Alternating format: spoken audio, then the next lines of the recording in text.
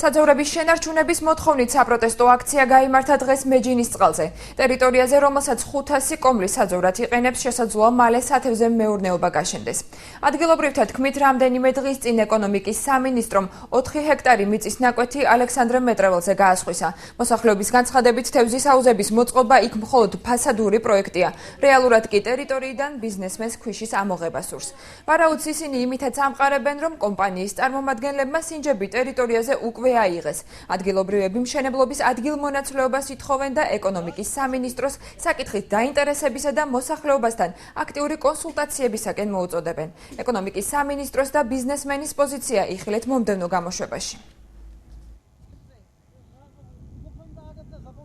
პროექტი ვითომ სათევზე მეურნეობისა არის ფასადი ამის. ფაქტიურად ბალასტის ვის უნდა მაგ ტერიტორია. მაგ მერე ბალასტს ამოიღებს და იწვის რომ აქ არ გაკეთდება, შეიძლება ასეთი დასაშვებია. ხო და თევზი აქ არ ივარგებს და მიანებებს აქვს და წავა. ხელს უარ შეგვიშლის და გაიტანს იმ კუთხეში, ან იმ კუთხეში, ნებისმიერ კუთხეში, ოღონდ კუთხეში და შემოსასვლელში ნუაკეთებს. ხო, ეს ადგილი დატოვოს საზოვრად. თოდოგავრი მეჯინისწყლის საქონელი კახაბრის მთელი საქონელი აქ ძოვს და ნატურალურ ძეს ჩვენ შვილიშვილებს ვაჭმევთ. ამით ჩვენ არ გვაქვს სამსახური, არ ვითხოვთ სამსახურს, ვერც მოგცემს თავრობა, ხომ? ჩვენი სამსახური ესა დიასახლისების. წველით ამძროხას ზედმეც ვყიდით ბაზარში.